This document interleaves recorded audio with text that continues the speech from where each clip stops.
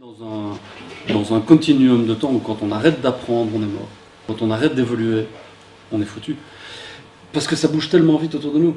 Aujourd'hui, les fossoyeurs de la presse à papa, c'est la presse à papa elle-même en fait. Les journalistes pure players ne sont pas les fossoyeurs, puisque tout d'abord ils n'ont pas montré qu'il y avait un modèle, un business model qui était viable, en tout cas à ma connaissance.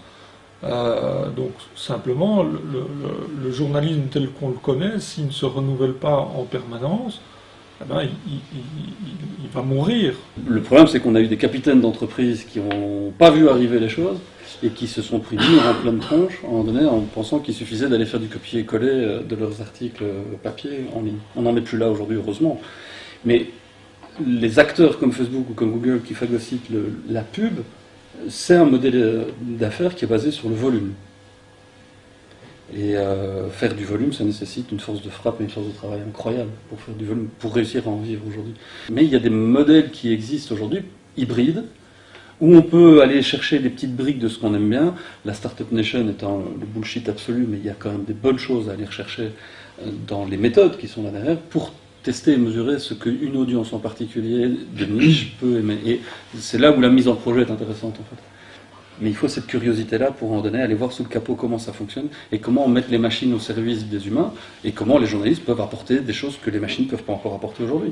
Il y a des robots aujourd'hui qui écrivent 20 000 articles, c'est une université aux États-Unis qui a fait ça la semaine dernière, ils ont sorti 20 000 articles de sport qui factuellement sont absolument corrects et qui commencent même à faire preuve d'empathie.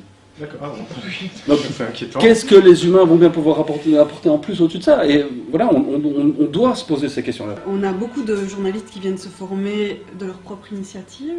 On a aussi des collaborations, enfin des conventions avec les entreprises médiatiques. Et donc maintenant, les médias commencent aussi à se dire oui, ce serait intéressant qu'on envoie plusieurs journalistes se former d'un coup, ou bien faire venir les formateurs chez nous pour former un maximum de gens et donc commencer, ou accélérer cette transition et cette prise de conscience et cette prise en main des nouvelles technologies. On a aussi une formation sur le financement de projets journalistiques qui arrivera cette année. Aujourd'hui, c'est pas possible de gagner sa vie uniquement en faisant ça en Belgique en tout cas. Donc si je veux le faire et gagner ma vie en ne faisant que ça, il faut soit que j'augmente sensiblement l'échelle, soit que, je ne sais pas, non, enfin oui, en tout cas que ça soit supranational, ça c'est certain. Effectivement, la presse à papa, j'imagine qu'elle va finir tout doucement par s'éteindre, plus ou moins, voilà, et que des nouveaux modèles vont émerger parce qu'ils auront su faire du vrai journalisme et aller chercher les modèles émergents. On a la chance de ne pas devoir se préoccuper de la rentabilité du modèle et le Bondi Blog, c'était un petit peu pareil, ils avaient des financements publics aussi, ils ne devaient pas gagner de l'argent au travers de leurs projets. Ils rémunéraient leurs blogueurs par contre, mais on est sur vraiment deux choses très différentes, je ne sais pas si elles sont comparables point pour point.